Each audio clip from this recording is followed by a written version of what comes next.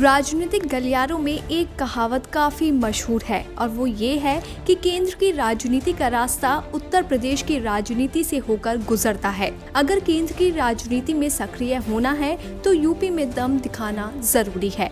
जैसे जैसे यूपी विधानसभा चुनाव का समय नजदीक आ रहा है, सियासी मोड़ भी उतने ही दिलचस्प होते जा रहे हैं। सिर्फ यूपी ही नहीं, केंद्र की राजनीति में भी इन दिनों नई रणनीति बनाई जा रही है। उम्मीद की जा रही है कि आज शाम केंद्रीय मंत्रिमंडल में एक बड़ा फेरबदल हो सकता है। सूत्रों के मुताबिक बीते एक महीने से बीजेपी के राष्ट्रीय अध्यक्ष जेपी नड्डा प्रधानमंत्री आवास पर मंथन के लिए आ रहे हैं। इसके साथ ही दिल्ली में अमित शाह के संग भी कई बैठकों का सिलसिला जारी था, जिसके बाद मंत्रिमंडल को लेकर तमाम तरह के कयास लगाए जा रहे हैं।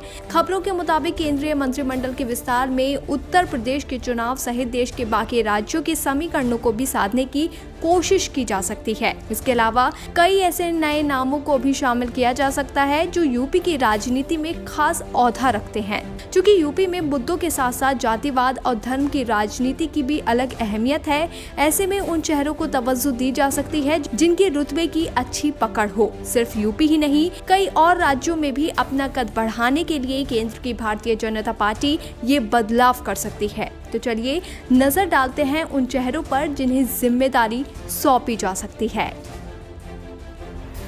एक ओर पश्चिमी यूपी में गर्मी का पारा बढ़ा हुआ है, तो वहीं दूसरी ओर मोदी कैबिनेट में फेरबदल की खबरों से सियासी पारे में भी गर्माहट देखने को मिल रही है। क्योंकि यूपी में दलित वर्ग की संख्या अच्छी खासी है और आज के समय में मायावती के अलावा कई दलित चेहरों ने राजनीति में अपनी एक अलग पहचान बना ली है। ऐसे में पार्टी दलित समाज से एक बड़ा नेता को उभार कर दलित वर्ग को अपने साथ जोड़ने की कोशिश कर सकती है। माना जा रहा है कि इस कोटे में आगरा के रामशंकर कटेरिया की किस्मत खुल सकती है। इसके अलावा लोक जनशक्ति पार्टी नेता और हाजीपुर से सांसद पशुपति कुमार पारस को भी मंत्रिमंडल में शामिल किया जा सकता है।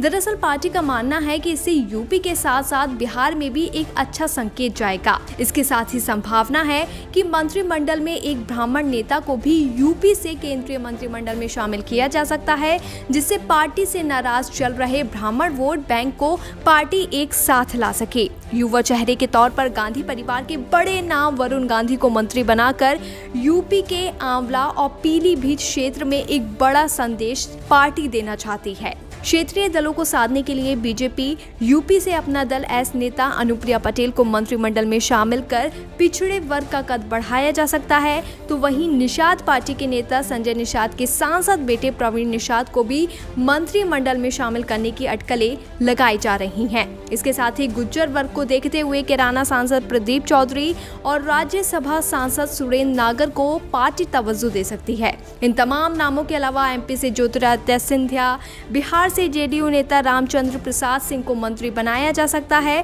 तो साथ ही बिहार से भाजपा नेता सुशील मोदी को मंत्रिमंडल में जगह देकर उन्हें भी संतुष्ट किया जा सकता है। अब इन तमाम चेहरों को लेकर काफी उम्मीद की जा रही है। देखना बेहद दिलचस्प होगा कि इन नामों पर मुहर लगती भी है या नहीं। इसके साथ ही इस पर भी नजरें बनी रहेंगी कि आने वाले चुनावों के मद्देनजर बीजेपी की ये रणनीति कितनी सफल हो पाती है। BBPN की रिपोर्ट।